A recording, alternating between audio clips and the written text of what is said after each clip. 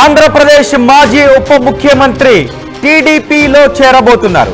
నిజానికి గతంలో 2 సార్లు ఆయన ప్రయత్నించినప్పటికీ 2 సార్లు వాయిదా పడుతూ వచ్చింది. ఇప్పుడు మరోసారి వాయిదా పడింది. మాజీ మంత్రి ఆళ్ల నానికి మరోసారి షాక్ అని చెప్పుకోవాలి.